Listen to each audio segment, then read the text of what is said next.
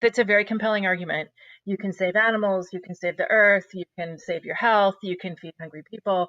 Like, it just seems like the complete package. If you just do this one thing, you can be so happy that you're fixing all the problems on the planet.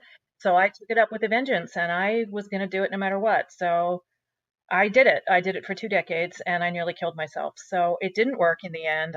I did permanent damage to my body, and I, of course, regret it deeply. But what can you do at that point? Damage is done. And so then it's a terrible day when you stop being a vegan. Everything that you thought you believed in turns out not really to be true, and you're sort of left in the rubble. Like, well, what now? And it's like, it's not just it's everything. You're going to lose your friends, it. You're leaving a cult, essentially. So there's that. But it's bigger, too, because it's your own sense of who you are. And it's your place in the cosmos, honestly. FC2O. From chaos to order. From chaos to order. Here we go. From chaos to order. From chaos to order. FC2O.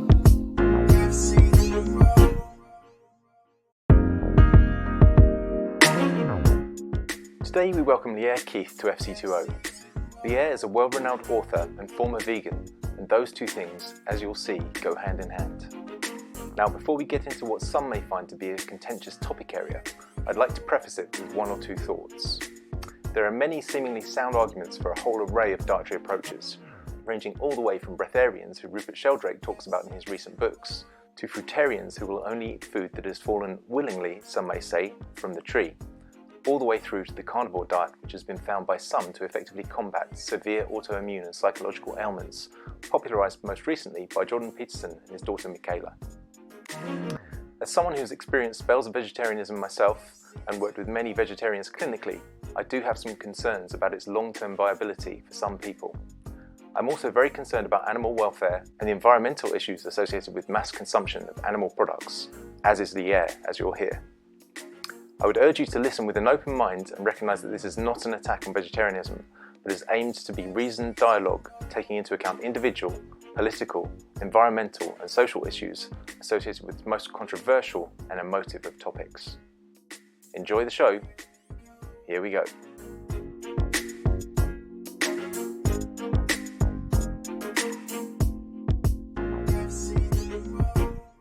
Welcome to another edition of FC2O with me, Matt Wallden, and my guest today, Lierre Keith. Welcome, Leah. Thanks for having me on. Yeah, that's a pleasure. That's a pleasure. And, I've been excited about this interview for a little while, as you know, because I think I got your book shortly after it came out because, of course, Leah is the author of The Vegetarian Myth. And I think I must have got hold of that book somewhere around 2010, 2011. I'm embarrassed to say it sat on my bookshelf largely unread for several years. And then I saw that the book was available on Audible. And so I downloaded it on Audible and listened to it. And I just thought it was such a great book because I think part of the reason that I didn't initially delve into it too much was that I had my own story and kind of beliefs around vegetarianism. And when I did glance into the book, I thought, oh yeah, it looks a lot like what I know. I kind of felt like I knew it all. And then when I listened to the Audible, I thought, wow, you've done so much research and from such divergent areas as well. I was really impressed. So I thought we should start out with letting people know, how you ended up writing the book. What was it that led you into writing not just a book about vegetarianism, but writing it from so many different angles? Sure. Well, back up a bunch of decades. Yes. When I was 16, I became a vegan, and I became a vegan. The most common way that people are sort of converted to vegetarianism or veganism is that they meet somebody else who's already doing it and they are convinced. Yeah. And that's exactly what happened to me. I was 16 years old and I met another teenager whose family was very, very involved in veganism. And within 2 weeks of this conversation with her, I was just completely and utterly taken up with this. Like, this was the way forward. And, Mm. it's a very compelling argument. You can save animals, you can save the earth, you can save your health, you can feed hungry people. Like, it Yeah. just seems like the complete package. If you just do this Hmm. one thing, you can be so happy that you're fixing all the problems on the planet. So I Yeah. took it up with a vengeance, and I was going to do it no matter what. So I did it. I did it for 2 decades, and I nearly killed myself. So it didn't work Mm. in the end. I did permanent damage to my body, and I, of course, regret it deeply. But, Yes. Yeah. what can you do at that point? Damage is done. Yeah. And so then it's a terrible day when you stop being a vegan. Everything that you thought you believed in turns out not really to be true.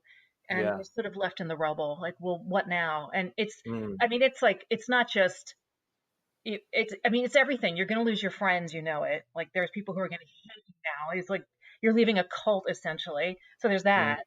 But it's Mm. bigger too, because it's your own sense of who you are, and Mm. it's your place in the cosmos, honestly. Right. So what does any of it mean now? Like, Yeah. it's Yeah. literally the rubble. Like, you've got not a clue how to go forward. So Mm. I had to kind of slowly put things back together, but it was not a story that I could lay down lightly. I mean, it was really, really hard. And those few years afterwards were really difficult. And I, did finally come to understand better what my place was as an animal, on the planet, in the cosmos. All of it did come back together, but it took some Yes. Yeah. time. And then, having done that, it was really hard because you bump into people, especially people younger than me, who were still trying to make it work. Their health was degenerating. They knew it. They couldn't Mm. figure out how to get out of it. And I had the same conversation, I don't know how many hundreds of times. And you get bored after a while. Like, Yeah. this takes 2 hours. I can walk you Yeah. through exactly why what you're being told isn't really true and what's going to happen to you, if you keep on with this. But, at the end Yeah. of the day, I was like, I just need to write a book, because I can't keep doing this one by one. It's not going to work. So I wrote a book. Sure. Yeah. Yeah, that's amazing. And it strikes me that the challenge that you faced are, of course, something that is what many people face. And now, my own personal experience was that I went into vegetarianism for a spell as a student, because I was training in naturopathy and osteopathy, and it seemed to be, by all accounts, from the nutritional lecturers and from the naturopathic lecturers and so on, it seemed like a plant-based diet, as we now call it, was the most healthy approach. And of course, when I was training, it was the 90s, and it was very much all of the discussion about cholesterol being the bad guy and Right. saturated fats and all that kind of thing. So it made sense to me, from a health perspective, that and also from a financial perspective, that as a student it would be good to go vegetarian. And so I wasn't really following it in the same way that you did, but by the sounds of it, with all of the moral side. So I kind of got the moral side, but it wasn't what was driving it for me. It was more of a health thing. Hmm. Hmm. But similar to you, it didn't take long, and my health was um, becoming increasingly compromised. Yeah. And I wouldn't say, from what I understand from reading your book, I don't think I became as compromised as you did, perhaps because I didn't go into veganism and or indeed even full vegetarianism for very long. But I found I was getting blood sugar Oh dysregulation yeah. because I Oh was yeah. sleepy the whole time after Uh-huh. lunch, and All getting that. colds and cold sores and all that Uh-huh. kind of thing. Yeah, yeah. So for me, that was, and that wasn't really what stopped me. I didn't even realize at the time that it was related to nutrition. It was only when I then met a guy called Paul Check, who was talking a lot about the kind of Weston A. Price type Oh, approach sure. to nutrition, which Hmm. obviously you talk about a fair bit in your book. But also the idea that we have biochemical individuality, and depending where we're from, of course, we need different foodstuffs and different proportions of different foodstuffs. And when I ventured into that, it became quite clear to me that it seemed like my physiology was better adapted for high consumption of animal product, let's say. Hmm. Um, and so I made that choice again from a from a health perspective, and it switched me completely around in terms of my health and the various relatively minor ailments, but you know, that was early enough for me that they didn't turn into more major ailments. But so let's talk about how with the book that you wrote, the Vegetarian Myth, you know, you didn't just approach this from a nutritional perspective, did you? You approached it from multiple different angles. So do you want to talk a little bit about, you know, how you gathered that information and why you felt it was important to approach it from multiple directions? Right. Well, for me, when I became a vegan, it was total. So there Mm, was the moral aspect of yeah. I don't want to hurt animals. I don't want any sentient creatures to die. For me, Yes. they Yeah. don't have to die. So why, can I just not choose to have a life that's free from death? Like if I can Yeah. choose that, I should. And that seems like a Hmm. very moral thing. My dog is panting really hard. I don't know if you can hear that, but if you Oh no, that's fine. It he just came over. adds the real world element of it. This town, you can Yeah. hear that like weird noise. That's my dog. She's got her face right on the computer. So Excellent, she wants to excellent. participate too. And she says, "Eat the meat." Yeah, fantastic. That's what she says every day. That's what she says. Yeah. There was the moral aspect. And then, a lot of what compelled me as well to be a vegan was that political aspect, that this was Mm, a way to mm, make more justice for humans on the planet. And I had read yeah. Frances Moore Lapay in Diet for a Small Planet. That was one of sort of the kickoffs for me to taking Mm, this up. And it's very compelling. mm, It mm. takes 18 pounds of corn to make a pound of beef and all this. And Yeah, yeah, yeah. it, I mean, we can talk about why none of that's really true, but, regardless, it seemed true. And Yes. it is a very simple argument, and I made it for 20 years. And, like I said, I wanted to address that there's a very real issue here about human Hmm. justice that, we do need to address as Hmm. people who care. Like I mean, the Yeah. underlying moral impetus for me is still there. Like, and I always try Mm, to emphasize this, that the values that underlie that vegan ethic of compassion and justice and sustainability, those are the right values, right? yes, That's the yes. only thing that's going to get us to the world that we need. And it's just that veganism is not actually the best way to institute those values, as it turns out. But I didn't Yeah. know that, at first. So I Mm, wanted to address that as well, because I think it's another reason that people take this up, and it's certainly mm, something that'll sort of trip you as you're sort of grappling with all this. It seems very compelling. So I wanted to walk everybody through why none of those numbers are really true. So, but that takes a yeah. whole chapter, to get into that. So I Yeah, did it that. does. Yes. Yeah, So there's yeah. all that, and then finally there was the health stuff as well, and that again was compelling to me. I don't know what it's like where you are, but in the United States, in the late 70s, they started instituting a lot of public health programs, based on that whole sort of cholesterol myth, telling people that eating Mm, cholesterol mm, was what was creating heart disease and all that. mm. And we got that in school. I mean, they were telling us this in health class when I was Yeah, in high yeah, school. So I was 15, 16 years old, and we were being told that this was a fact by the people in yeah. authority, that we should be eating Mm, low fat. If you're going to touch dairy, it should only be the lowest fat possible. And yeah. in my family, there's a lot of diabetes. Everybody just sort of degrades slowly over time from Yeah, having yeah. diabetes. Like, it's terrible, the heart disease, all of it. It's that, metabolic syndrome stuff. And there I Mm, was being told, oh, the best way to avoid this is to eat low fat, high carb. Now that turns out to be completely wrong, but yes. I didn't Yeah. know better. I was 15, 16 years old, and it's, the people in charge are telling you this from the government, that this is true. So, and I was terrified because, my great aunt had a leg amputated from her diabetes, and like just Mm, horrible things in my family. And I don't want to I don't want to end that way. It's terrible what's happening yeah, to yeah, everybody's older. So I was like, okay, I'll do this other thing and it will never happen to me.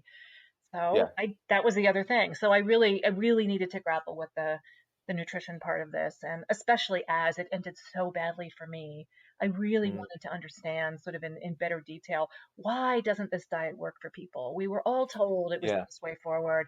What exactly is going on here? And why were we all led so astray by yeah. the scientists and the doctors and the people who were supposed to know better? And Sure, how did sure. they get so, like, how does that happen in public health that like you can get Mm. completely, they did a vast experiment on the American public for decades. They've Yeah. all walked it back Yeah. now, but the damage is done out here. Yeah. Yeah. So I Exactly. wanted Yeah. to Yeah. understand all that as well. So that's how I ended up writing, an entire book. Yeah. And how long did it take you to write the book? Honestly, it was about a year and a half of very Wow. Wow. dedicated work. But honestly, I had been researching for probably 4 or 5 years before that, and I didn't Mm. think of it as research for a book. It was more, I am compelled to understand what happened, Yes. like what happened Yeah. to me, what's happened to pretty much everybody who's sort Mm. of my, in my generation, my cohort. We all tried this to some extent. Yeah. Everybody Yeah. accepted that vegetarian, if not vegan, was the best way. Those of us Yes. who did it long term ended up, roadkill essentially. We did Mm. permanent damage. So, like, we all tried it. None of us could make it work. Like, there's got to be a reason why this isn't working. And I had to understand. So I was kind of on Sure. a survivor mission of my own, like just to get the facts right in my own brain. Mm. And then, like I Mm. said, I Yeah. got tired of having that discussion over and over. And also, I could see that we weren't really making a dent. Like the younger people, they weren't using our lives as, kind of a cautionary tale. And I Yeah. really wanted them to. Like, I know there's another 16-year-old out there who thinks that she's doing the right thing for global warming and for animal Yeah. rights. She just be a vegan, it'll work. It's like, it's Yeah. not going to work. Like, this is so not going to work for you. And Yeah. I know why. Like, we already tried it. It doesn't work. And I just wanted enough information out there that, that young person who is so, rightly upset about the state of the world doesn't fall into that trap and do that damage. Yeah, yeah, definitely, definitely. Yeah. So, one of the things that I think is, you touched on there, which is very, very important, is this idea of death and the avoidance of death through not eating animals, because I think that's a very fundamental point for many vegetarians and vegans. And I did say that obviously my vegetarianism was more um, due to my focus on health in the first instance, but as I got more and more into it, and started to think more about it, and I guess just explore that world a little bit, it did become more about the morals and the politics and the ecology and so on. That was so I started perhaps from a slightly different angle to some people, but I ended up in a similar place. But what's your view on well, I kind of know what your view is because I've read your book, but how would you explain this whole sort of phenomenon of people not wanting to kill?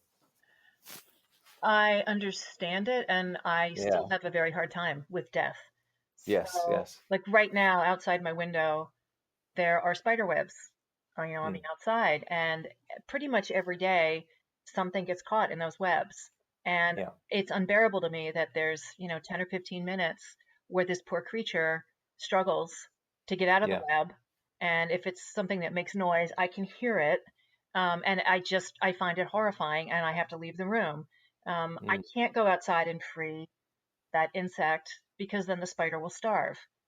Sure. Like that spider has put all of this energy, like literal biological energy, into making that web. It is the only way they know to eat. It is what they are designed to eat. It is all they can eat is insects. There is no choice. This is how life has evolved. And there's going to Mm. be 15 minutes that's really miserable for that poor creature. And it is Yeah. not my place to interfere. We need spiders. Like they have to Mm. exist. Like Exactly.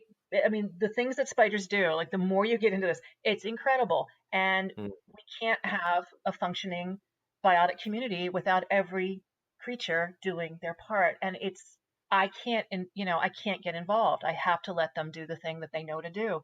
But I hate Yeah. it. To this day, I still hate it. I don't have an easy Mm. time with any of this.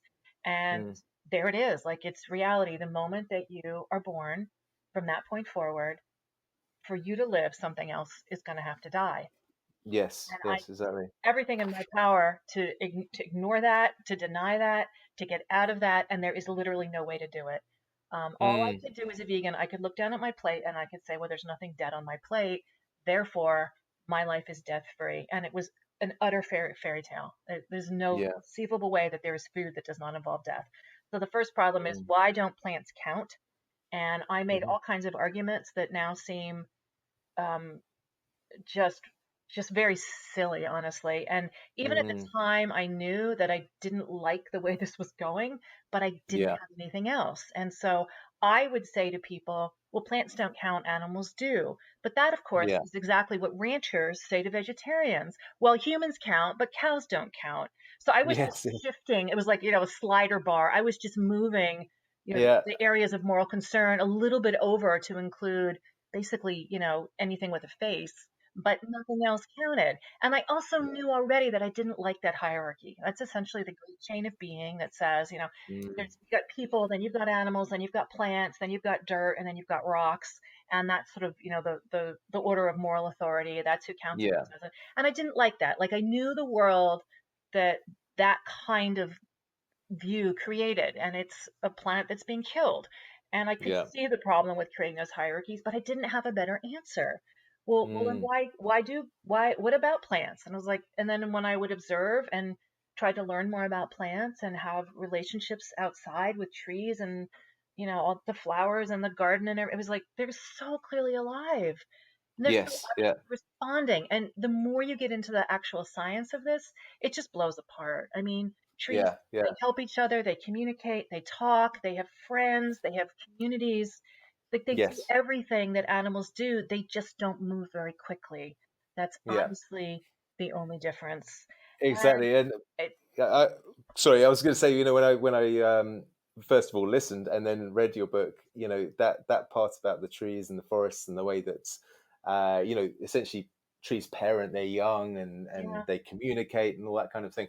I had been privy to that through a book. I think it's called The Secret Life of Trees, yes, actually. it's a fabulous book. Um, Yeah. yes, yeah, but I'd only been made aware of that a few years after I'd actually bought your book, Mhm. and so I'd actually listened to that one as well on Audible, and I was quite blown away by that book. Thought it was a fantastic book, and then when I read your book, it's like, well, hang on, you knew this even before that guy knew it. It was amazing to see that you had not only studied that but woven it into your whole discussion around vegetarianism. But one of the things that caught my mind, caught my eye from your book fairly early on. You talk about uh, how the soil is alive, and Yeah. you give various figures. I've got it here actually. You say a square meter of topsoil can contain 1,000 different species of animals, and these might include 120 million nematodes. 100,000 mites, 45,000 springtails. I don't know what they are. 20,000 Enkiter, oh, how do you even say that? Worms, Enkitrade worms, and 10,000 mollusks, which I thought you only got in the sea, but that's just a phenomenal number of just. Well, I think you're listing there, like 5 different species, but you're saying there's over 1,000 species in that square meter of topsoil, and so you know the question that my colleague Paul Check says is that he says, how small would you have to shrink your Alsatian or your pet cat or whatever until it becomes something that you don't want to eat, right? Right. At what point? And this is kind of going back to your sliding scale thing, Yeah. of how small does it have to get before or until it becomes okay to eat it. But yeah, so I thought your exploration of the soil was great, because really what I think the whole thing points to is this Ouroboros kind of motif Yeah. that's an ancient symbol, um, and I thought I'd just lead into this next discussion by sort of bringing that up and seeing if you've got any thoughts on that yourself. Well, at the end, I mean, you're exactly right, because what I Mm. came to was that you can't actually draw a line. It is a Hmm. circle. And Hmm. so we can either be part of the death that's killing everything, or we can be part of the death that's actually making life stronger. And Mm. those are our only options, because there's no death-free option. And I did Yeah, try, like I tried to grow my own food.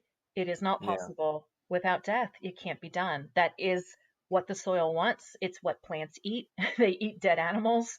yeah. They want manure, they want animal parts, blood meal, bone meal, all that stuff. Like you have to, that's what plants eat. And of course Mm. that's what they eat. That's what the world is dead plants and Yeah. dead animals acted upon by, essentially bacteria to degrade them back Mm. release all those nutrients into the cycle of life again. You have producers and degraders. That's all you need. And that's it. And we're not either of those things. We're just consumers. So like any wisdom tradition that tells you that humans actually need to be super, super humble because we are dependent on all these other creatures. That's really what we need. That's what we have to get back. Like the fact that we broke from that is the problem because we need to be that humble. So that's all we can do is participate well and try to support that cycle of life. But it's very hard to go from being a vegan to understanding that. I mean, it was huge. And then the other problem is that, you know, all the foods that you're eating as a vegan are agricultural foods. It's all, you know, monocrop grain or beans. And that was like the other huge thing that I had to really come to terms with was that agriculture is the most destructive thing people have done to the planet. Yes. It's biotic cleansing. It's destroying the soil. It's destroying the water table. Like we have skinned the planet alive. And since the year 1950, we've honestly been out of topsoil. We've been eating fossil fuel ever since. And we've really pushed ourselves and the planet right to the brink. And agriculture is what did it. That's the problem. That's where all of this begins. And it's really hard to wrestle with that as a vegan because you're like, no, this is the food of peace and justice and kindness to animals. Like you've wiped out 98% of the habitat of all animals on the planet. Like there's no possible way this is good for animals. It's literally biotic cleansing. Yeah. So it just all falls apart. Yeah. And when you say, you know, that since the 1950s, everything's been run on fossil fuel, of course, you're not just talking about the machinery, are you? You're talking about the No, actual the fertilizer. actual nitrogen that is you know, the substance that's, you know, the fertilizer. That's what it comes from. It's oil and gas, and that's what we're eating. Yeah. And one of the things that, you know, struck me when you're talking about this Ouroboros kind of the fact that life eats life is that there's a quote from Eckhart Tolle where he says, you know, life is not the opposite of death. Yeah. And he kind of stops and says it again, life is not the opposite of death. He says birth is the opposite of death.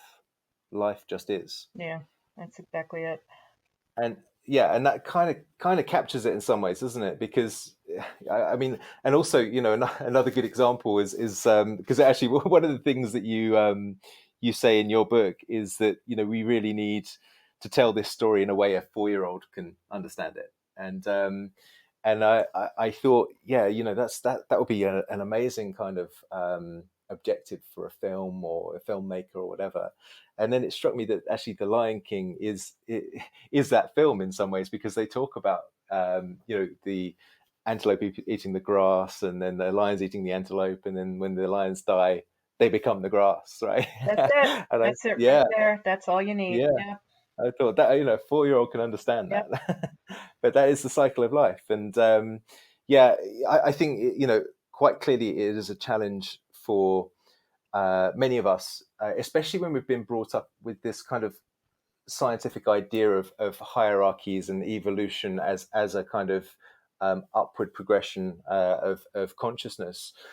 The other week, I actually interviewed a lady, I don't know if you've heard of her, called Monica Galliano, who is a plant consciousness researcher, and she wrote a book called "Thus Spoke the Plants," which would be right up your street if you haven't heard of it. I got to get that. I'm sure you'd love it. Yeah, she's a fantastic character. I'll send you the link to the podcast I did as well, so you can sort of get a taster for her. She's a lovely soul, you know. But she kind of fell into plant consciousness research because she didn't want to kill the fish. That she used to be a marine biologist, and she didn't want to kill the fish that she was working with. And that's just part of the scientific method: is you observe the fish's behavior, then you take them out of the sea and you kill them to see if, you know, the organs and the hormones and everything relate to the behavior you saw. And she decided not to do this, and so she ended up studying plants, and very quickly realized that the plants are conscious as well. but she's proved it scientifically through various studies, you know, sort of different levels of consciousness that you just wouldn't expect in the plants. But I think what's unique about her book is that it kind of straddles two worlds, in as much as it straddles the scientific world. She's a postdoctorate researcher at the University of Sydney, so she's living in that scientific world where she has to publish papers and do her experimental research and so on. But at the same time, she's doing dietas with shamans and experiencing plant communication subjectively, and the plants are telling her what her next experiment should be, and then she Right. goes and does the experiment. So Right. she's got this very kind of shamanic, but experiential side to it, and subjective side, and then she's got the really objective side. And I think, if you were to speak to most people, but especially I think if you were to speak to someone who's decided to adopt vegetarianism or veganism, then they would quite often say exactly what you just said, that I don't want to eat sentient creatures, um, and that's the reason that they have opted for, or one of the key reasons that they've opted for, because they don't have to eat sentient creatures, and therefore they've decided to go down this plant-based route. But Monica Galliano's research, and many other people's research, really suggests that actually that's not quite what's going on. Yeah, I mean, Yeah. bacteria is sentient, and there's Yeah. certainly plenty of indigenous cultures that talk about the rocks as the most ancient people, and that you Mm, can mm, communicate with them. I don't understand why we can't at least open the possibility that the the universe is filled with all kinds of sentience, and that all of these are beings that deserve our respect and with whom one can enter into relationship. It just seems to me that the yes. cultures that believe that didn't trash their land. They actually lived Yeah. there for thousands of years and did no permanent harm. And we can look at Mm, the culture that believes the other. I mean, we can look out at the world and see a planet that's kind of on the brink of being over. mm, And it's a very, very, sort of direct correspondence here between who did well by their land base and who decided to just use it as a resource until it was gone. Like it doesn't lead to a yeah. good place. Yeah. Yeah. Absolutely. Absolutely. So on that front, there's a lot of issues with the view that vegetarianism or veganism is the only way to save the planet. And we've already talked about that a little bit in terms of monocropping being an issue, and obviously just the kind of desiccation and decimation of the topsoil. But so that's the sort of downside. But what is the solution to that? Or, how can we change things?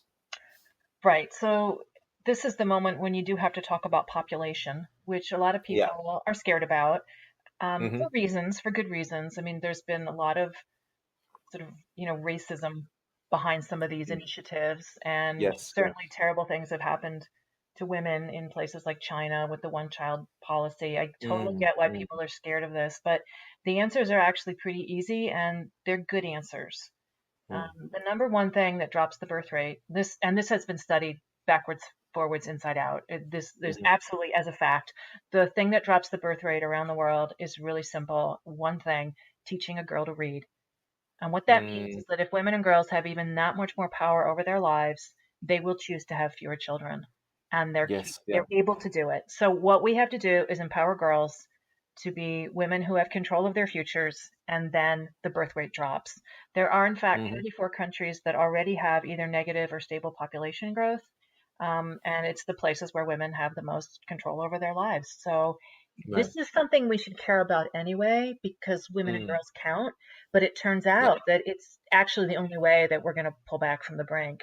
So it was yeah, never people versus the planet. Like that gets set up as this sort of, Malthusian race to the finish. That was never the issue. It really is people plus the planet is the only way forward. yeah, So that is like the number one thing. Half of all the pregnancies that happen every year are either unplanned or unwanted. hmm Like this is actually not hard. If we just give women full human rights, then the problem is solved in a few generations. So that's one thing. yeah, And then the other thing is, as our population shrinks, as we, try to make that happen in good ways, then we need to start repairing what we've destroyed. And that's actually yeah, not that hard because life wants to live. If we simply get out of the way and we stop destroying, we stop taking what isn't ours, the forests and the prairies and the wetlands will come back, and they will come back very quickly. Um, mm, because life really does want to live. It's a very, yeah, very fierce force, and you give it the tiniest little bit of reason to be there, and it will come back. yeah, yeah. That's really positive news. But there's obviously a long way to go with that, and Yeah. you know, one of the obviously population, as you say, is probably the key thing. But then in terms of farming practices, Mhm. Have you got any sort of thoughts or advice on that front? What would you advise if you had someone coming to you to say, well, what should I eat, and how should I go about this? So I think that ultimately the human race has to give up agriculture. I Hmm. think it was, as other people have said before me, it was the worst mistake the human race has ever made. Um, Yes. that's what Jared Diamond said, and he won a Pulitzer Prize, so I think we can listen to him. Um, Yeah, yeah. but it's just true. It's backbreaking labor for piss poor nutrition. Human health Yeah. declines rapidly. The moment people take up agriculture, they shrink six Hmm. inches and their teeth fall out. Yeah. It's just been a nightmare, and human culture is destroyed with it. From that point forward, you kind of automatically end up with slavery, genocide, imperialism, hierarchical Yeah. societies, militarized societies where 90% of the population is enslaved. I mean, it's just Hmm. gruesome what happens from that point forward, as well as being Yes. just absolute ecological devastation. So I don't Mm, think it's a mm, great idea, and I think we can decide we're not going to do it anymore. And I think we need to just mm. back it up. We need to stop plowing. We need to stop taking over entire biotic communities and just growing humans on it. I don't know why Yeah. we ever thought this was a good idea. It's not, and we should just Yeah. Yeah. stop. But if we let the prairies, the grasslands come back and let the forests come back, there's still plenty of food for, a reasonable number of humans could live that way forever. It's how Yeah. humans lived essentially for 2.5 million years. We have not Hmm. always been monsters and destroyers. So in the here and Mm, now, there are plenty of people who are learning how to do this. The mm. farmers around the world, I mean, their lives are pretty horrible. They are Yeah. essentially serfs to the six Yes. corporations that control the world food supply, and they can never get their heads above water. I know in the Yeah. United Yeah. States, those six corporations, their monopoly is, so intense that they can command prices that are below the cost of Yeah. production. So no matter what a Yeah. farmer does, there's no way to earn a living from year to year. And the only reason they stay in business is because the federal government steps in with the farm Subsidizes bill them. every year and Yeah. gives them these subsidies. That Yeah. money goes right into the hands of corporations. So it's just this really Yeah. vicious circle. So then every year they're forced to produce more and more to try to make a little Mm. tiny bit more money, but they're just making more surplus. And so then the price drops even further because there's even more. And this Yeah. is the other thing that I think the vegetarians really need to try to understand. That's exactly what created factory farming. That before Right. 1950, it didn't exist. And the only Yes. reason we have it is because of that mountain of surplus corn. It suddenly made economic sense to take cows off their native food, out of their native habitat, put them in these bizarre steel buildings with cement floors, and feed them something utterly inappropriate that kills them. Mm. And that would be Yeah. corn. But the thing about corn, it does the same thing to cows that it does to humans. It makes them really fat really fast. That. So from Yeah. a capitalist Yeah. point of view, it's really great. You can get a lot of meat really quickly. Now, never mind that it's going to make people sick because it's completely wrong, and never mind that the animals are going to Mm. get really sick because it's not their native diet. You can at least make money, and that's why factory farming exists. So Yeah. we Yeah. could all stop eating factory farmed food tomorrow. It would not stop those farmers from overproducing corn because that's not the reason they're doing it. That's a side Yeah. effect. Okay. We've completely put, like, the horse before the cart here, or the cow before the cart.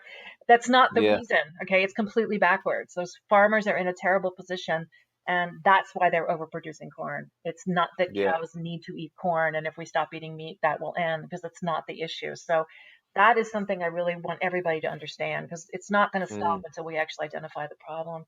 And then the other Yeah. thing that you hear a lot, that I certainly believed was, well, that hungry people could be eating that corn, and that's not actually how it works.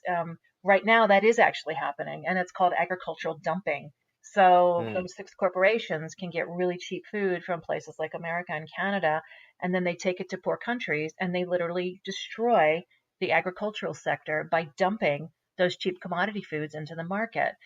They can sell it for about half the price that local farmers can, and this has driven farmers off their land and into urban squalor the world over. It's exactly Right. the model that the vegetarians seem to be suggesting, and it's just misery everywhere.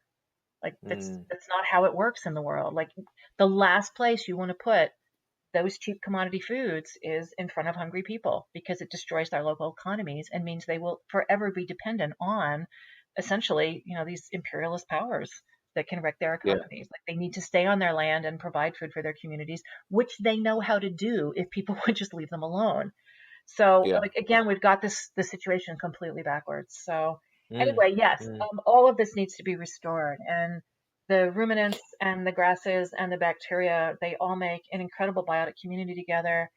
And if we just let them do it, they're back to doing Yeah. what they would do. So it's not actually Yeah. that Yeah. hard.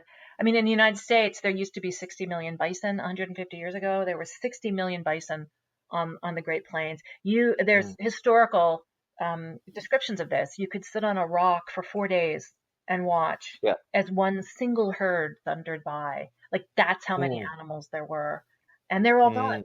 We've traded 60 million bison in for 40 million really sick cows. Like it doesn't even Yeah. make any sense. And the whole thing No. is dependent on fossil fuel. So Yeah. Yeah. so anyway, people are learning how to do this. They're learning how to restore the prairies. They're learning how to, use the appropriate ruminants, bring them back, let them come home, and the world is restored. Like everything Mm. comes back to life. You'll have Yeah. birds and small mammals and reptiles that you haven't seen for, decades, 100 years Mm. will suddenly be there again because they have Mm. a home once more, and that's Yeah. all anybody wants. So we could do this. And Mm. the amazing thing about these kind of grass-based farms is that usually if they're done well, that even the first year they're already turning a profit. So Yes. farmers are not stupid people. If you can explain to them how it's done, how easy it is to do it, it's a slightly different skill set than they're used to, but look, you can actually make money. It's really Hmm. compelling. And so Yeah. millions of acres now have been, sort of converted to this very much better model that is actually Mm. sustainable, and it's working. And Yeah. this isn't none of the institutions that are in charge of the planet are faced in the right direction.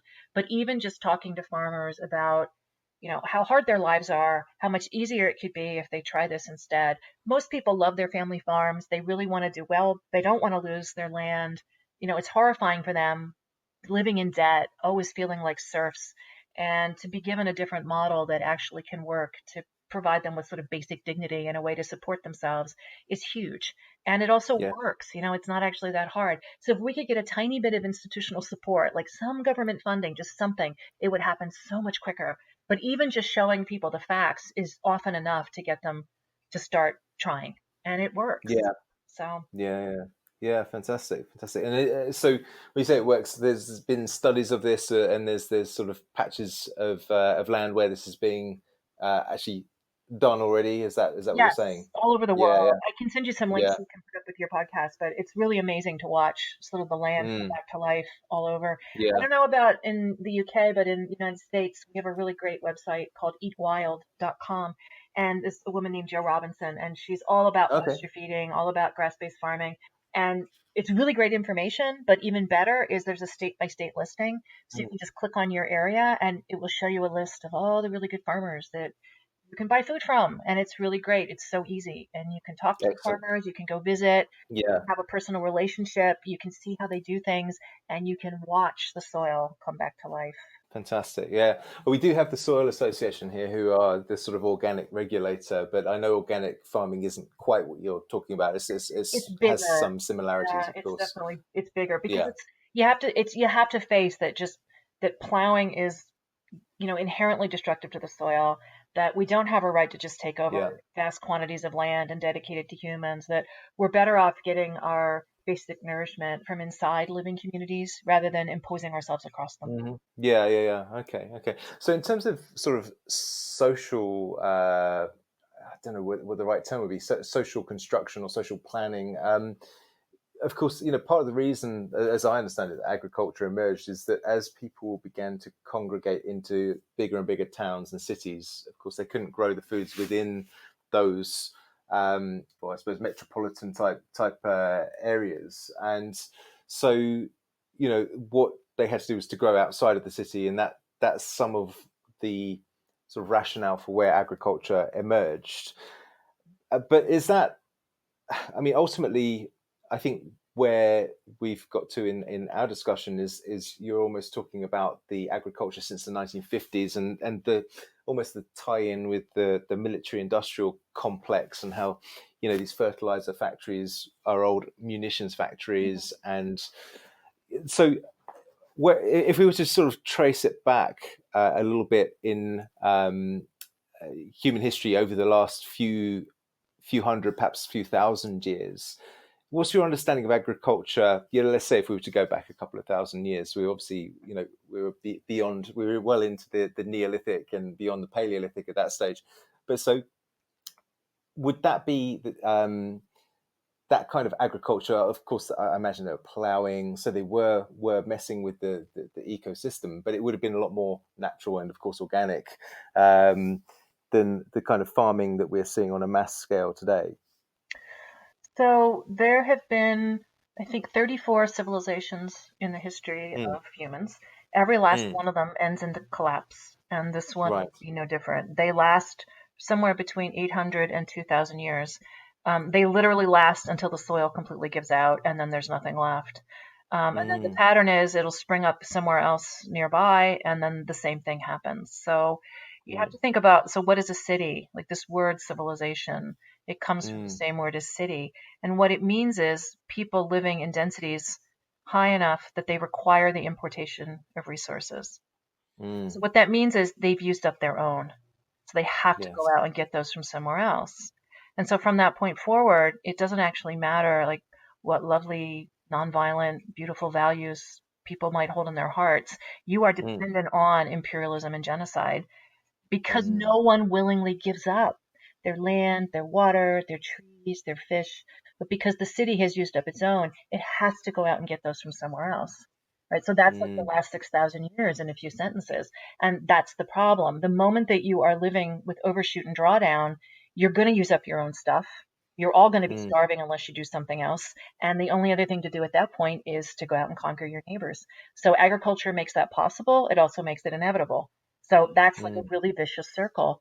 Yeah. Why anybody started doing agriculture is still an open question.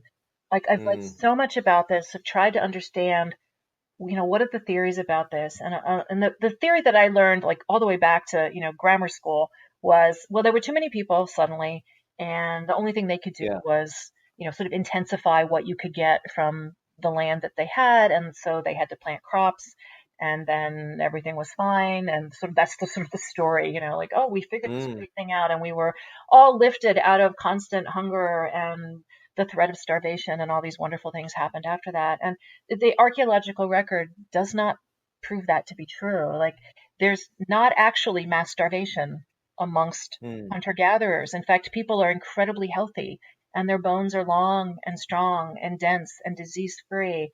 And then suddenly agriculture, and then boom, you've got crumbling bones, teeth falling out, just scarred with all kinds of diseases.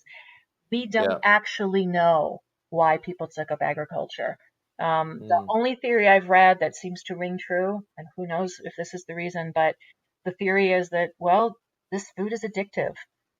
Gluten being the number one culprit here, but for a lot of people, Yeah. the gluten protein will transform into this other thing called gluteomorphine in your intestines, and that's exactly what Yes. it sounds like. It's a little bit of morphine, and we Yeah. all know those people who say, "I could not live without bread. Do not take my Yeah. pasta away. I have to have, whatever every day." And I understand. I was one of those people. Like, I completely understand how wonderful it feels to eat a muffin or a bagel or whatever. Yeah, you do get a little bit high from it.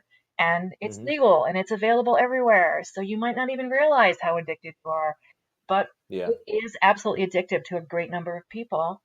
Best thing I ever did was stop eating gluten. But anyway, yeah, so that might be the reason, is that it's a little Yeah. bit addictive and we just wanted to keep having that happy hit, and that was why we did it. None of the other explanations make sense. You don't see signs of chronic long-term hunger, let alone famine, in hunter-gatherers. Like, they're doing really good. And then they take up Yeah. agriculture and then everything falls to shit, and we don't know why they did it. Yeah. Yeah. It just doesn't make Yeah. any sense. So I don't know.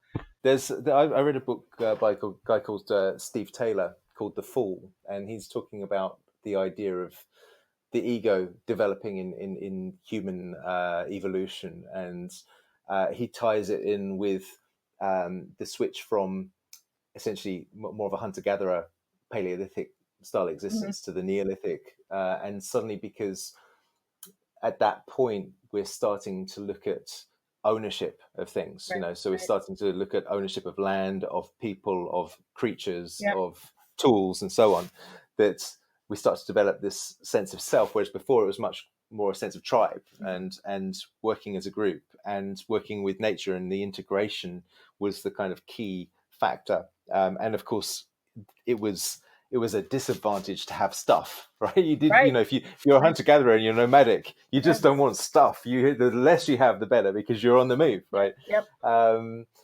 But then, when you start to settle and you start to say, "This is my turf," and that's and that's your turf, or whatever, then suddenly the ego starts to develop, the warfare starts to develop, this sort of antagonism over who owns what and what belongs to who, and so it seems like that's quite an interesting and logical explanation for how things emerged. But what exactly drove that change is still difficult Yeah. to pin down. Like why did we decide to stop moving and hunting and gathering? And it's such an easy way of But life. Like yeah, it's so easy. Food is everywhere. You just go outside and there's whatever. There's a deer and there's some fish and there's some berries and you don't have to do anything except sort of gather it up. Like farming is just dawn to dusk. It yeah, never ends. So why anybody would take it mm, up, we don't know. yeah, yeah.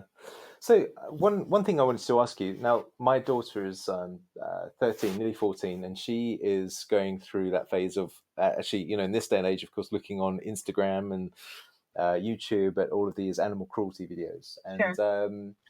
and so my wife was saying to me, a couple of months back, you just wait, she'll give us, the line that she's going to become vegetarian sooner or later, and sure enough, over the summer, it happened, and. I'm kind of fascinated to know what your advice would be. Now, I just so you know, what I did was I initially, tried explaining a few of the facts that are presented in your book, and reasoning it through with her, and almost trying to get her to reconsider. And then I said to her, "Well, look, if this is what you feel you must do, then you must do it." But I said, "But can you just promise me one thing?" I said, "Can you read The Vegetarian Myth before you do it?" And she hasn't done it yet. So she hasn't read it and she hasn't become vegetarian. But that's my stipulation. It's really But I funny. thought I shouldn't tell her not to, because that's probably not the right thing with the teenage psyche. I said, if you want to do it, you must do it. But please just do this one thing. And but I imagine you might have similar advice. But what would you do confronted with that kind of a situation? Definitely like walk her through the facts of how many animals Mm, die because it's entire mm, ecosystems that die for things like mm, rice or wheat or corn. Like mm, it's not non-death just mm. because there's no face involved. Like it's Yeah. not, a quote dead animal on your plate. Well, it's dead plants, and beyond that, it's an entire ecosystem that died to get that food Mm, onto your plate. So you're not actually doing a good thing for animals here. Like it's mm, literally just biotic cleansing. It's wiping out all their habitat. And so she yeah. needs to look way bigger than just the food on her plate. Like, how did this food get here and what died in the process? Because if you're eating Mm, agricultural foods, the answer is honestly everything. And yeah. try to get her to observe that outside. It's like just go Yeah. outside in nature or go to a farm or like try to like the soil is alive. Like start there. So much life in the Mm, soil, and every time you plow it, you're destroying that. mm, We cannot have yeah. land life without soil. Mm, Like we're all dead yeah. without the soil. Like that's it. They do it for us. Like we can't do these things ourselves. And Hmm. that's what we've killed doing agriculture is like just the basis of land life itself. It's not Yes. nonviolent. It's not beautiful. It's not wonderful. It's not, good for animals. Like it's just utterly destructive. And Mm, I would totally support her in being against factory farming because it's hideous and she should be yes. allowed to look at all that stuff and go, this is bad. I don't want to be part of it. But Yeah. the honest answer to this is not to become vegetarian because that doesn't Yeah. actually help. Like you're still killing the entire planet, honestly, with Yeah. agriculture. So there's better ways Yeah. forward that restore the land and that Yeah. give good lives to animals. And some of those animals you'll eat and some of them you won't, but it makes their home be their home again. Yeah. Well, and you could read, like, there's that book, the Wilding book that was written in the UK about how they Yes. turned, Yeah. it's so beautiful. And like Mm, that, like you could go there and show her, like, this is what humans should do. And we can eat yeah. that wild boar and we could eat that deer and we don't eat anything else that's here, but that's our role as apex predators. Like, we have to eat Hmm. too. That's okay. We're sad about it. Yeah. And we celebrate our lives, and we do it humbly, and that's really all you got. Mm, mm. Yeah. So what I was gonna ask was that I can imagine some vegetarians or vegans or people that considering that way of being listening to this and thinking, yeah, but surely I can eat vegetarian in a way that it also is sustainable. That doesn't. So if you're saying, well, monocropping is not sustainable and it kills lots of other creatures. Well, maybe if I were to eat plants that are just growing naturally in the woods or in the countryside, then that's a sustainable way of being vegetarian. Now, where would you go with that? You can try that. Humans Mm, can't survive on fruit. We know what happens. Within two hmm. months, you're going to be very, very sick. The Mm, only other real thing you can add at that point, for kind of fat and protein is nuts. mm, Which, good luck with that again. You're still not going to get any vitamin A. You're not going to have any vitamin D. Um, mm, it's way too many omega-6s.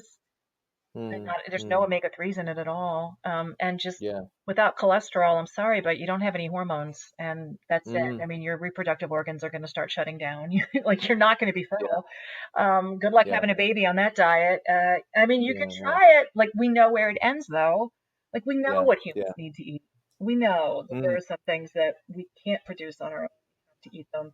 You're not going to get them yeah. from nuts and berries. And, like, try that experiment if you really need to, but it's you're on nutritional drawdown. Like, you're going to use up your own stores, and then you're going to be in a bad way, and eventually it will be permanent. Yeah, yeah. But where do you stand on the idea of biochemical individuality, or just the notion that different people are adapted for different foods depending on where they're from on the planet? Is that something you've kind of looked into much, or have your own thoughts around? I'm not super convinced about a lot of it. I think there's some truth in it. Mm, For instance, the vitamin A issue, that mm. we can eat plant sources that have sort of proto vitamin A. It's not real vitamin A that humans need. Yes. So this is where, like, Yeah. oh, you can eat carrots. Well, yeah, you can, but you need like 800 units of that to get Mm, 100 units of actual vitamin A. And as it turns out, there are people who cannot do the conversion. They simply lack the that's right. enzyme to do the conversion. And those people are Hmm. absolutely obligate carnivores. They will die if they don't eat animal products. Hmm. And if you are from a coastal or an island people, that could be you. Like, that's Hmm. mostly who ends up, just historically not having those enzymes because they were eating so much of it. Yes. Evolution prunes, and it prunes fast and hard. And if you don't need it, Mm, you don't have to make it anymore. And they just got rid of it. So there's yeah. a lot of people out there who tried being vegetarians and they couldn't make it work. And that's one of the reasons, is that obligate carnivore if you don't have the enzyme. So I think that there's some of that is definitely true. I do think Hmm. overall, I mean, we have Paleolithic bodies and we need to be eating Paleolithic food. I don't think anybody does good on a high carb, low fat diet. It's not what we are designed for. And I think that Mm, it's kind of foolishness to insist that we can. It just seems yeah. overwhelmingly that is not what we were meant to eat. We cannot handle that load of sugar 3 or 4 times a day. I mean, it just wreaks havoc Mm, everywhere. And yeah, you're on nutritional drawdown again. So I just don't think it's a yeah. great idea. I mean, I think there's obviously some individual variation, and that's also how Mm, evolution works. Like, everybody has to be a hmm. little bit different. It's like, well, we'll Yeah. try this, we'll try that. Who survives the longest? Who has the most children? Like, who's going to be able to push the species forward? Like, that's always going on in nature. So there's always going to be some Yes. individuality. But I think it's pretty well chalked out what humans need to eat. I don't think there's Yeah. that much variation, honestly. Yeah, yeah. Well, because there's a book called Metabolic Man: 10,000 Years from Eden, and it's by a guy called Charles Heiser Wharton. And in his book, he talks about how different intestines and small intestines and large intestines from different peoples can be as much as 100% different in length. So you could have someone, I think. It's 4 meters and 8 meters for the colon, or would that be the small intestine? I don't have the figures right in front of me, but essentially, when you do the maths on it, it's 100% So, difference in terms of length. And you think, well, that's very interesting because if you've got a shorter digestive system, then you probably are better adapted for meat sure. eating, and if it's longer, you probably are better adapted for plant eating. But at the same time, as you point out in your book, we don't have the bacteria in our Yeah. colons, no matter how long they are, to break down cellulose. Right. So It's not going to happen. Yeah.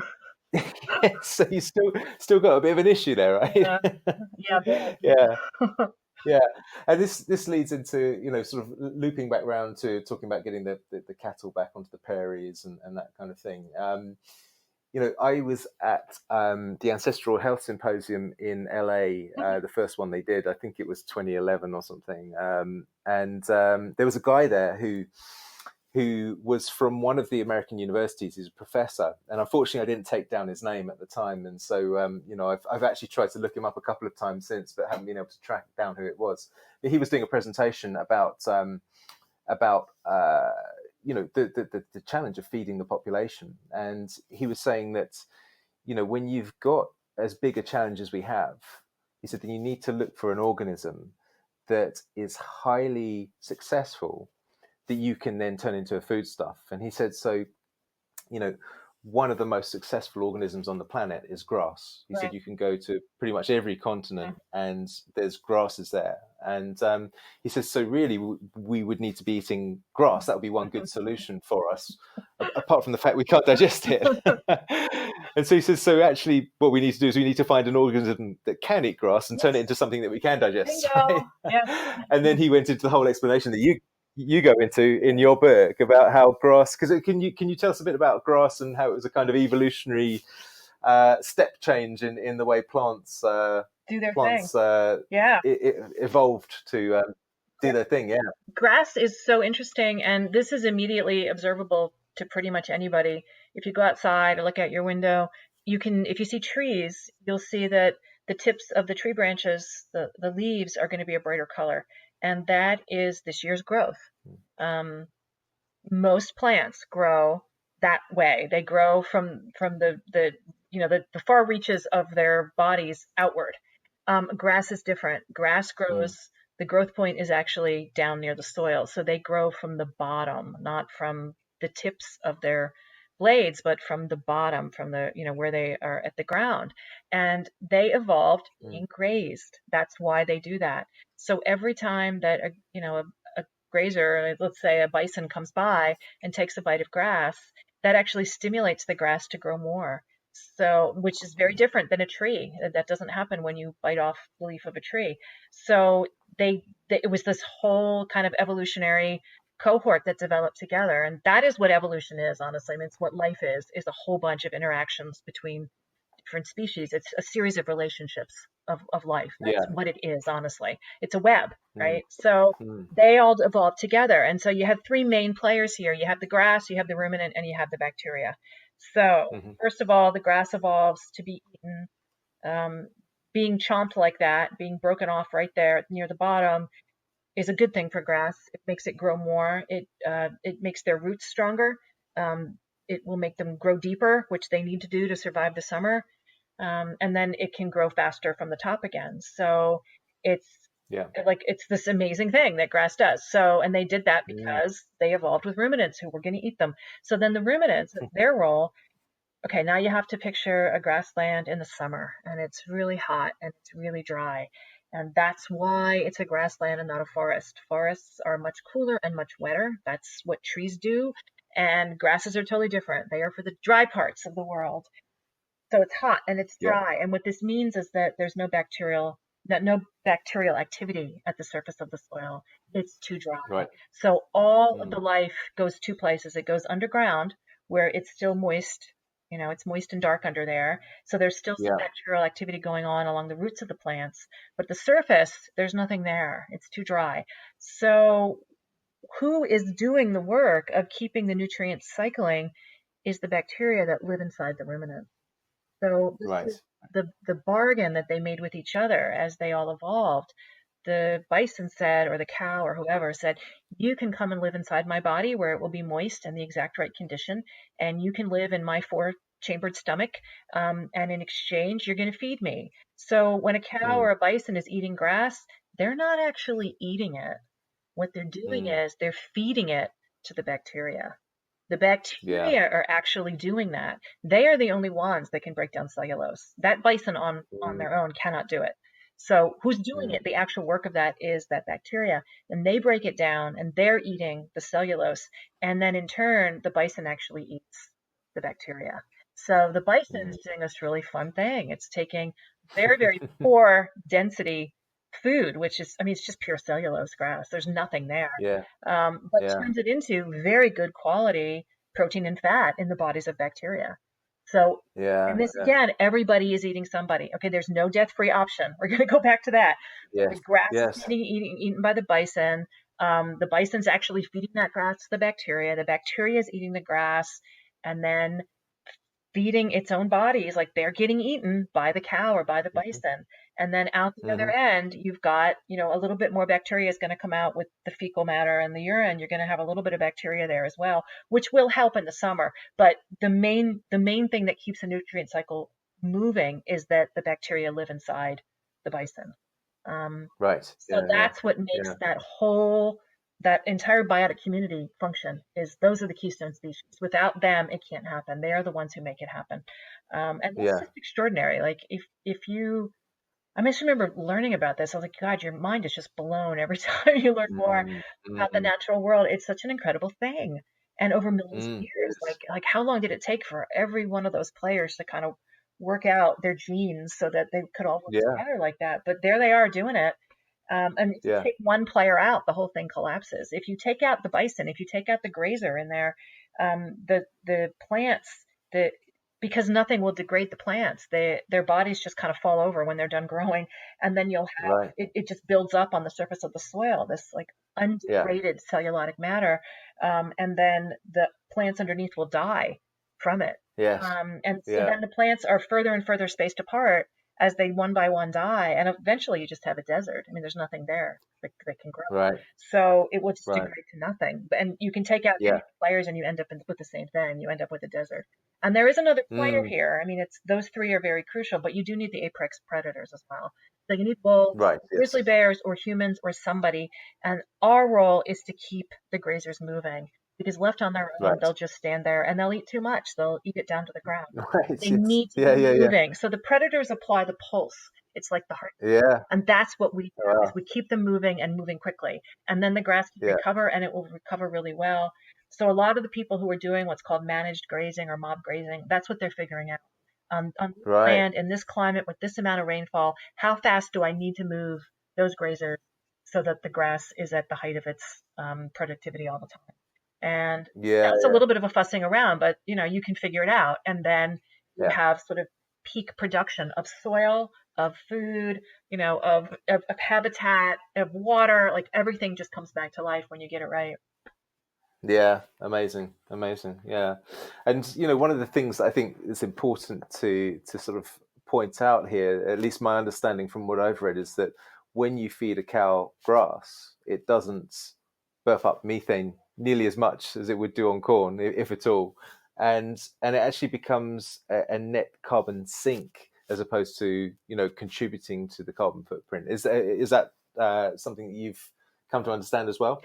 Yes, and also that the biological activity in the soil will absorb a lot of the methane as well as the carbon. And honestly, this is Yes. pretty much the only hope we've got to sequester Mm. all the carbon that's been released now, is to let the ruminants and the grasses sequester it. Because what those two creatures Right. do together is they build soil. That's literally what they're Yeah. doing out there. And we have to Yeah. let them do it. I know we've all seen like the hockey stick graph of, 1800 is the beginning of the fossil fuel age, and there's this huge Mm. uptick in carbon being released into the atmosphere, and it's horrifying, and we can see what's happening. But honestly, if you take that graph and you back it up like 8,000 years to the beginning of agriculture, we've released as much carbon from just doing agriculture to the year 1800 as has been released from 1800 to now. So clearly, burning Right. fossil fuel was an accelerant. I am in no way letting that off the hook, but Yeah. agriculture Yeah. is the beginning of global warming. And what's happened is we Right. vaporize the soil. And every time you put a plow to soil, you're degrading that soil. And what happens when you degrade it is it literally just vaporizes. So the Right. physical soil is just, the bacteria runs through way too fast because there's too much oxygen, and it just turns back into carbon, into atmospheric carbon. And all of that went just straight up, and that's it. That's what we did. So we're going to have to sequester it all, but the best way to do that, we don't need any weird high-tech, crazy science fiction stuff. Grasses and ruminants can still do it. It is not too late. But we need Yeah. all of the activists who are working on global warming to understand this, because this is our only hope at this point. And it can be Yeah. done. It is not too late.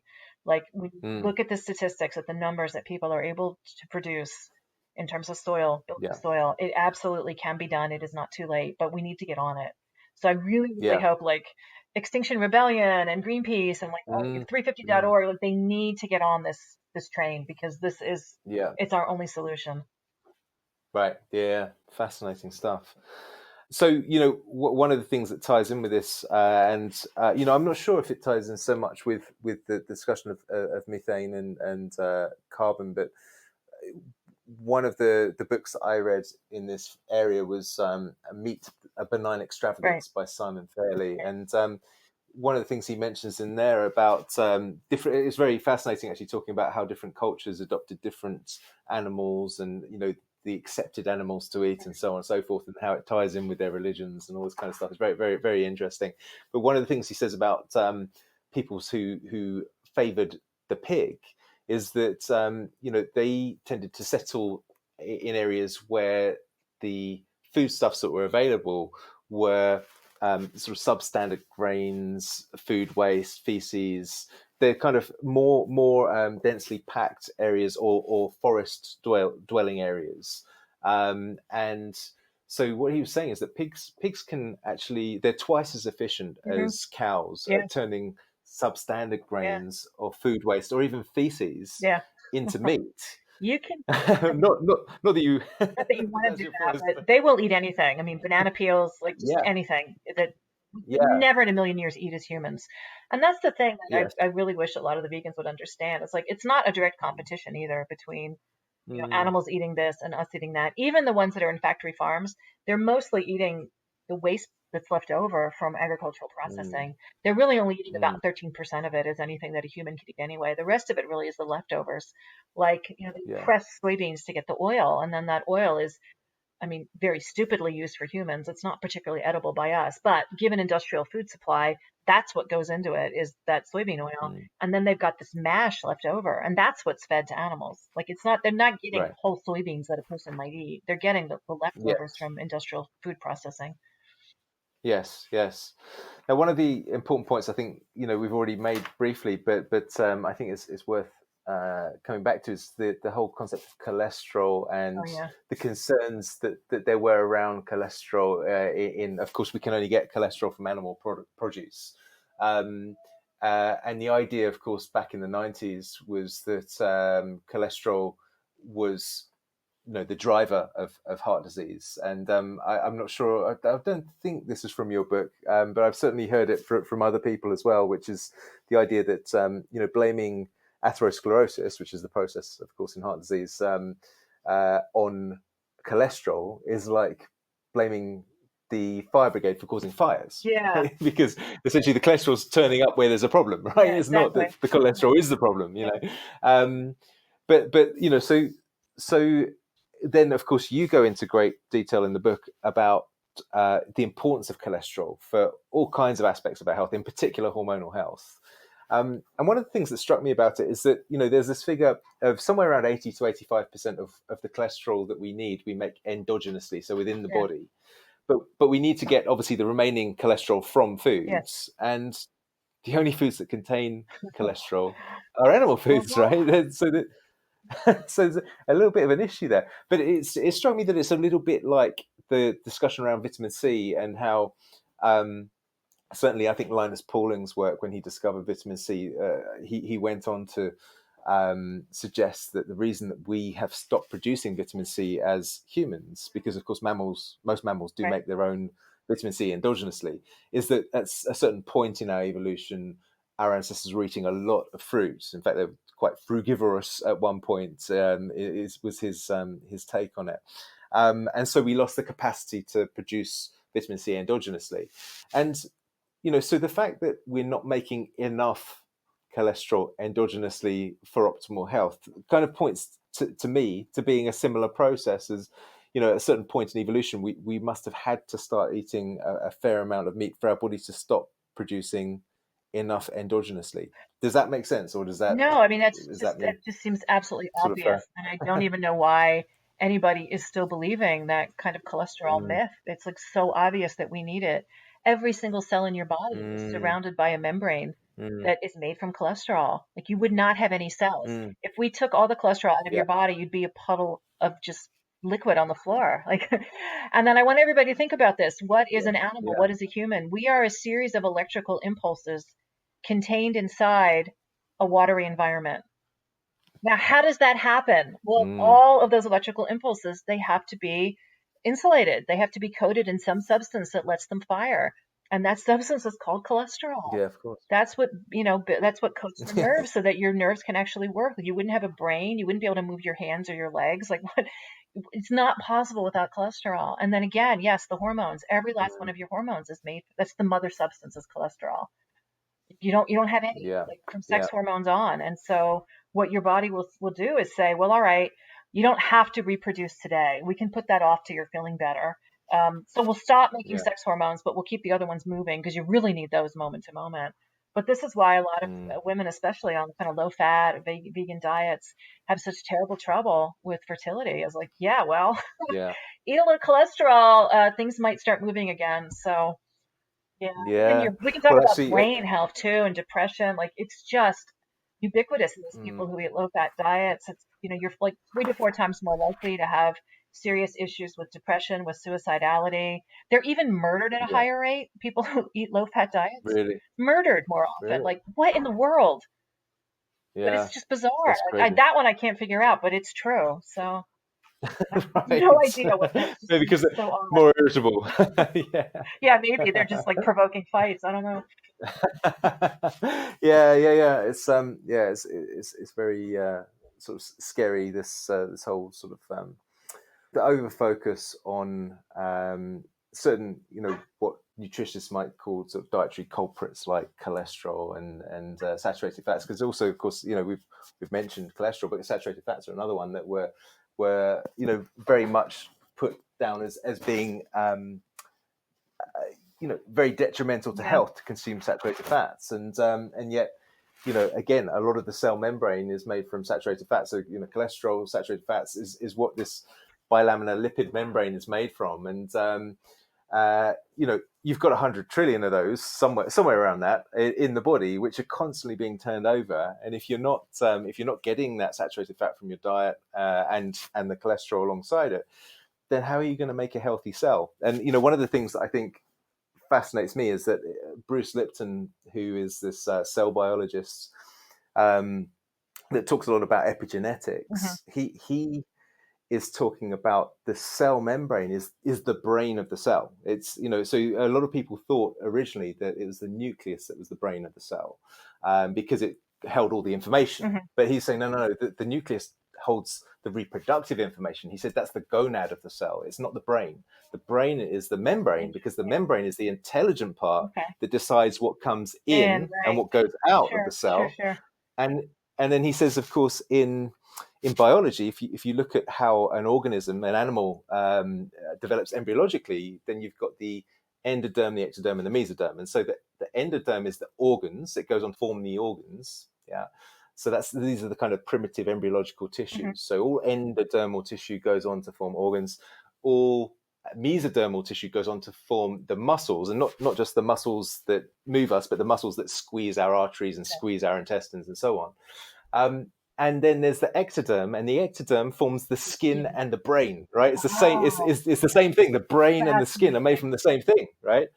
So Wow. so then our cells, skins and brains, Yeah. are made from cholesterol Right, and saturated fats, right. right? So you start removing them from the diet, you're going to have some issues with cell health, and so because it's the membrane that decides, do we take Yeah. this substance into the cell to make it healthy, or to feed the cell, or do we keep it out? So you start getting dysfunctions in the cell membrane. You have dysfunctions in the cellular function, and then of course the cells are everything, aren't they? Yeah. They what power every part of the body. So yeah, it's Oh, pretty fascinating stuff. So I'm quite fascinated. I know we need to round off fairly soon, but I'm quite fascinated. What has happened in your journey since publishing the book? Because of course, if people want this kind of detail and the stories around, whether it be the political thinking around vegetarianism, veganism, or the ecological, it's all there in the book. And so I'd really strongly recommend that you get hold of the book to read or the book to listen to or both.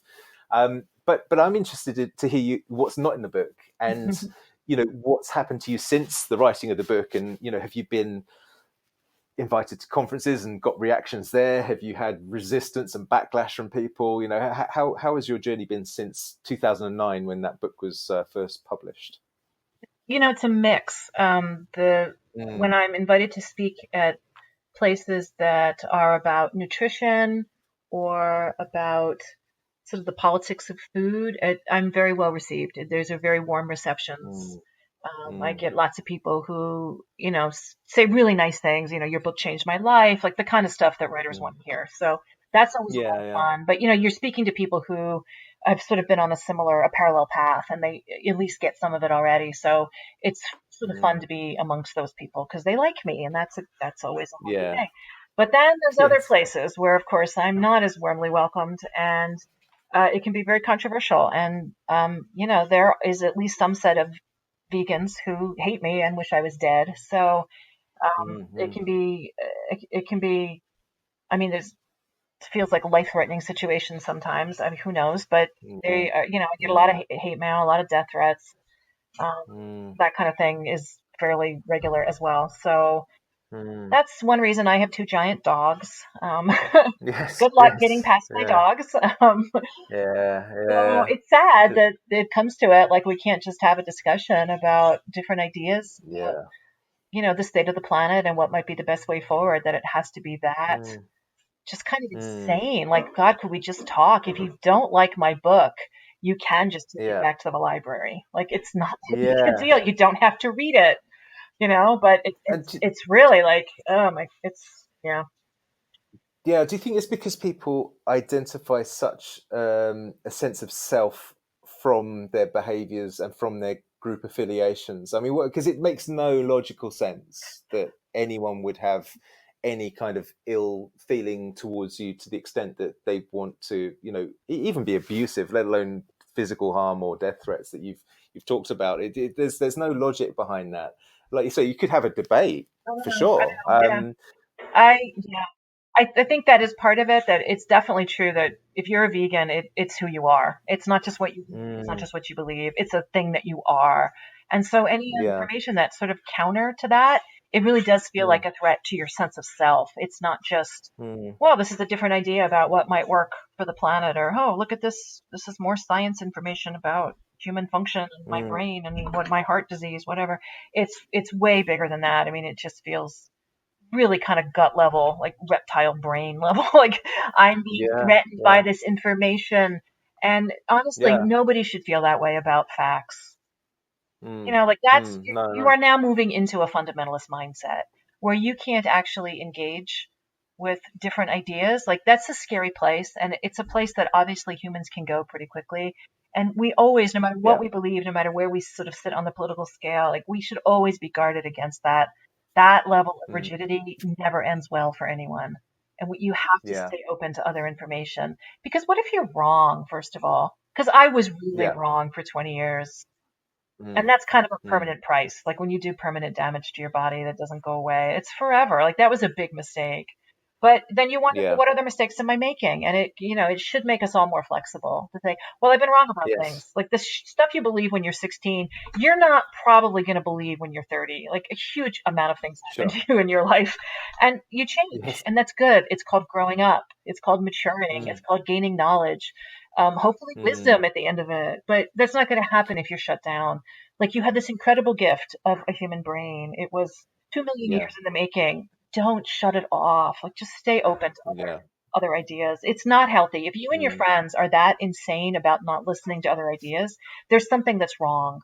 Just really Yeah. wrong with that. Like this, you're supposed to be able to debate, to talk, to think, to listen, to absorb new things. Mm. And if your ideas are still good, then you'll still believe them at the end of the day. But if there's something that you have Mm. wrong, wouldn't you rather know about it? Like, wouldn't you rather absorb something new and, sort of change your framework a little bit, see what you maybe could do better? Like, that's what you're supposed to do as you go Exactly. through life. Yeah. It's too much Well, and with it's some of this. It's too much.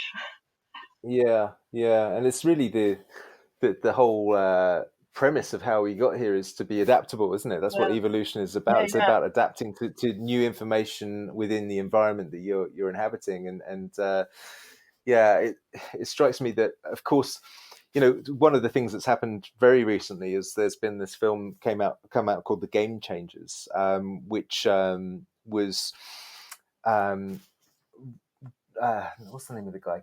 James Cameron. I was going to say Chris Cameron. It's James Cameron, Cameron, right? who's Yeah. the famous film producer, and so very nicely put together film, really targeted to the kind of, I would say, young male CrossFit kind of mindset that it was kind of trying to take a macho stance on veganism, and I thought it was great. They did a really good job at putting it all together, but there were so many aspects to it that were off the mark. One of the things they used to promote it was the idea that I've got this strong man who holds some world records, and you know, he says that people ask him, "How can you be as strong as an ox when you don't eat any meat?" And he replies to them, "Have you ever seen an ox eating meat?" Right, but you and, don't and have a four-chambered stomach that can digest cellulose. Like you have a completely different uh, body. I It's know, I know, I ridiculous. know. Go ahead, eat grass for Yeah, breakfast. Go ahead, try that. I mean, when you that's say it. That's try it, it. yes, go eat grass. See how well that works. Yeah, yeah, and then they had a guy who was ex-special forces who had essentially decided that he had seen the light, and that he realised that because since leaving the special forces, he had gone to, I think, South Africa. Certainly, it was one of the game reserves in Africa to protect the elephants and Sure, fight against the poachers and so on.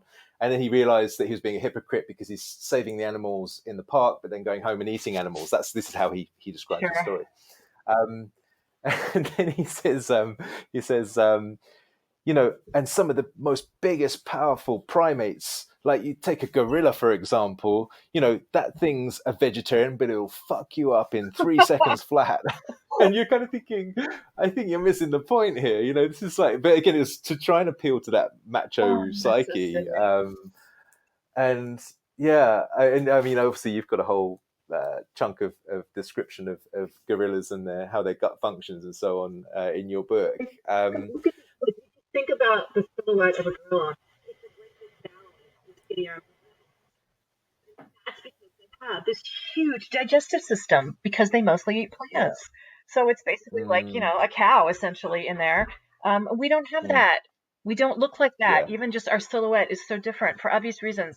We have tiny little digestive absolutely. systems compared to them Yeah, and great big brains. And the only way that's going to work is if you have going in. yeah, yeah, exactly. Yeah. Well, they won't last. I mean, they might do it for a few years, but they won't last. You Yes, know, yes, exactly. and then they're going to start cheating, and then they're going to feel terrible, and they're going to feel guilty, and then it's really hard because they've got a public persona that says I'm a vegan.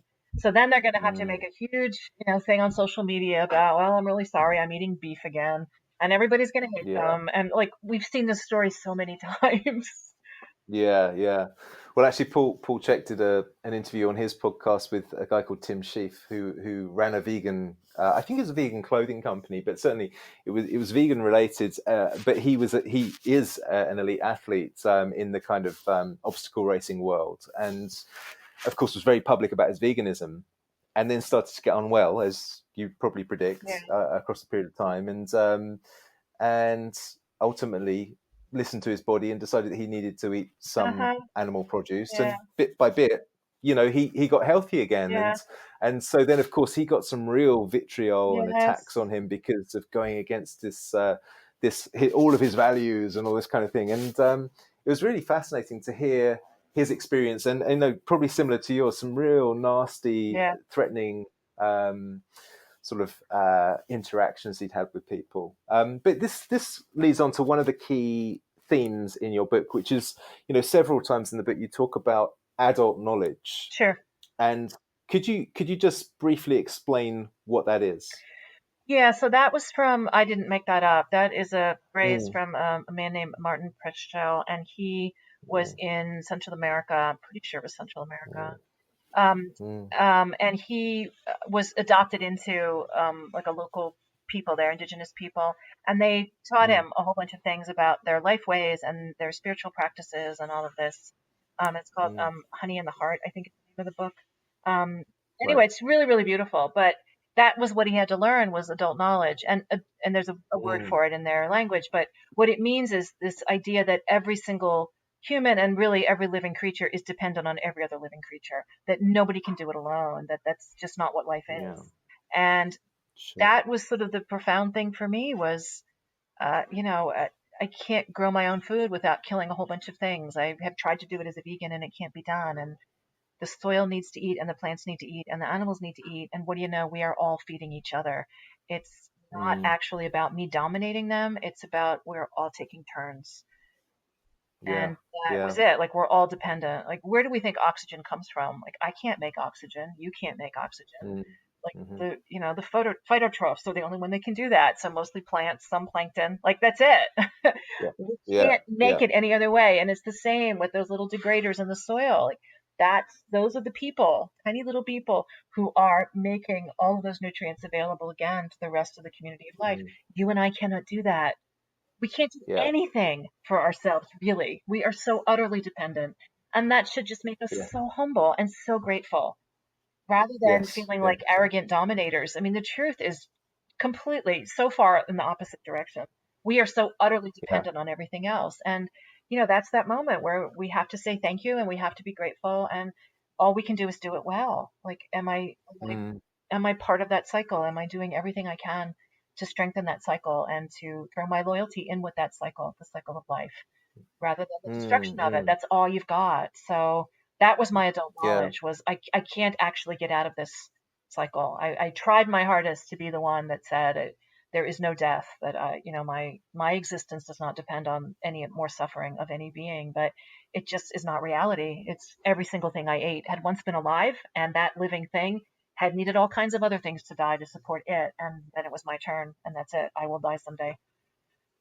Yes. Yes. Exactly. Exactly. And yeah, and I guess it's the whole notion of taking responsibility and literally having the ability to respond to new insights and new knowledge and new information that comes your way. That's the sort of part of what I read into it. The idea that we can behave like children and be told by an authority what should or shouldn't happen, but actually once we understand the concept and we see the connections, and then we have the lived experience like you and I have had and Tim Sheaf has had and various people have had of going from one diet to a different diet and feeling the health benefits of that, then you have to take that experience and respond to it. And I suppose one aspect that might be worth just mentioning is that I think a lot of people that switch to plant-based diets do feel better for a period of time. And certainly that I've experienced that, and I know many people that have experienced that. But one of the things that um, in my view and my understanding causes that is that you're just changing the stresses on the digestive system, and therefore unloading a part of the system, and that makes you feel a little bit more energized, a little bit better for a period of time. But I think, as you've alluded to a couple of times, it's the longevity and the ability for that to actually sustain you in the longer term that's the issue. Yeah, the average person who tries a vegan diet does not even last Mm. 3 months. Is that right? Yeah. Yeah, I mean, Yeah. it's only like honestly crazy people like me who can do it long term. You have to be like Yeah. ideologically absolutely compelled because everybody else Right. is like, yeah, I feel terrible. You might Mm. feel good for a few weeks because you're essentially fasting, But like you said, Mm. or maybe you've cut out other things too. Like I stopped eating white sugar, Mm. so that's got to be a good thing. Yes. A lot of people, they Sure. stop drinking or they stop smoking. Like there's other lifestyle changes that go along with it, and that's all good. So you may feel better for a little Mm. bit, but honestly, 3 months is usually the cutoff where people are like, I'm starving, I'm freezing cold, I can't get out of bed in the morning, I'm so depressed, I don't know Yeah. why. This is just, it's clearly not working. Please let me just eat a burger. And then they feel dramatically better. And it's over and it's kind of a silly thing I tried. And then you have people like Yeah. me who just, grind it into the ground. Yeah. I don't know if it's congratulate you for that or not. I know, right? Kind of a mixed bag. Yeah. Yeah, exactly. Well, look, thanks so much for today. One thing I'd like to ask you in closing is there anything that you would change? Obviously, I've got your documented kind of version of events from 2000 I imagine you wrote most of that 2007, 2008, if it was published 2009.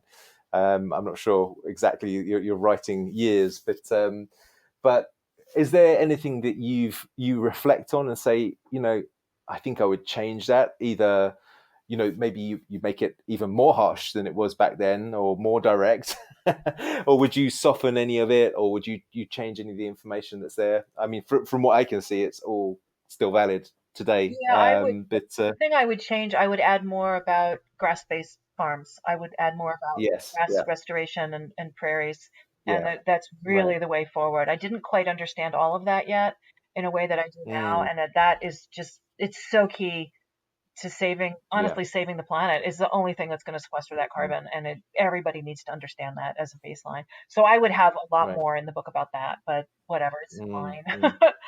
Those books are Fantastic, out there yeah, too. Like there's so many good books about that now, so it's really great. yeah. Yeah, excellent. And do you have any final words of wisdom? The podcast is called From Chaos to Order, and the idea being that we obviously talked a lot around vegetarianism and nutrition and the environment and so on. And I know that you've certainly offered a lot of information and advice within that. Is there any way to simply summarize that?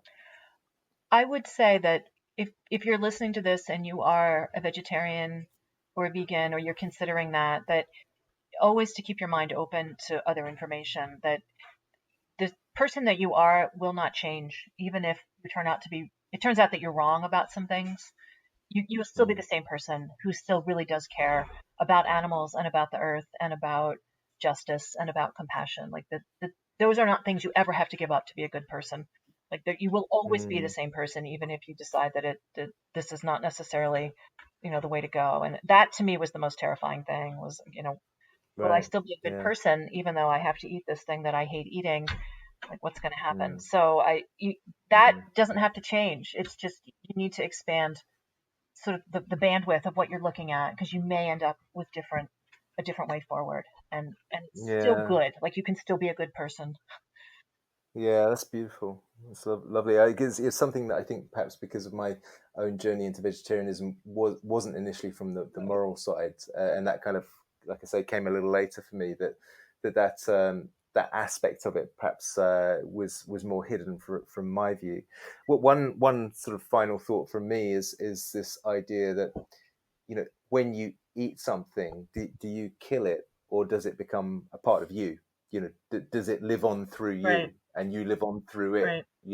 Because for me, that's one way that I would explain things, as I have done to my Sure. daughter, and how I view food with reverence, and how it's providing life for me and I'm providing life for it. And I know you can always debate these things and twist them, turn them in your head. But I think that's an important concept as well. That the chicken or the broccoli or the onion or whatever it is going from having an onion experience to having a human experience, Right. or a chicken experience to having a human experience. So it's just transformation of energy, which as we know, that's a kind of irrefutable law, is that energy can neither be created nor destroyed. It can only be transformed. And those the moments where the transformation occurs, those are Mm, like the sacred moments, because you're right on the mm, verge from one thing to another, and they're scary moments, but they're also sacred moments, and mm, that's what we should be like just acknowledging and just trying to feel the fullness of it. Like it's not always going to feel good, It can be really Yeah. scary to die. I know it's Mm, not everybody gets a mm, good death. I understand. There's terror, there's pain, but it's going to yeah. happen, and like we have to come to terms with that. But for me, Mm, it's just incredibly soothing to think that one day, every last atom of carbon in here is going to be out there feeding the world again, and I'll be in a baby yeah. fox, and I'll be in a bird, and I'll be in a sunflower, and I'll be in a redwood tree, and that's like an Mm, incredible thing that we still get to keep participating, even when whatever yes. this ego is, it dissolves, and this person Lierre won't be here. But all of these cells, it's going to degrade, and it will go back to where it came from. So I Yeah. find that Yeah. incredibly comforting. Yeah, yeah, beautiful.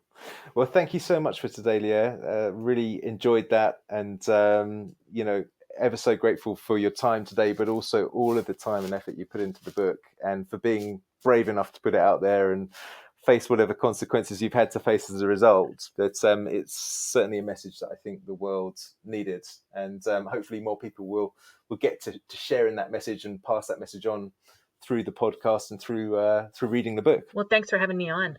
Thank you, appreciate it. So there's a glimpse into some of Lierre's work, which I found to be most fascinating and insightful, both because it digs so deep into all issues and concerns around plant-based eating, but also because it is laced with wisdom and real-world answers. One of the testimonials for Lierre's book, The Vegetarian Myth, from Dr. Michael Eads, author of Protein Power, says, "I can't remember anything I've read that has contained so many terrific lines." And it's true, this book is a real gift of prose and of wisdom. I'd urge you, if you're plant-based in your current dietary habit, or if, like my daughter, you're thinking about it, please do read Lierre Keith's book to see how her insights might adjust your path. In addition, Paul Chek and I have recently released episode 1 of a 6-episode podcast called The Honest Vegetarian on his podcast channel, Living 4D with Paul Chek. Details are in the show notes. In it, we share our own experiences of vegetarianism, including our clinical experiences, as well as socio-cultural, psychological, and spiritual considerations. The remaining 5 episodes of The Honest Vegetarian will be available on Chekiva.com. That's Chek, ChekIva, Chekiva, the new Netflix-style channel specialising in holistic edutainment from January the 1st, 2020. Thanks for listening. See you on the next show.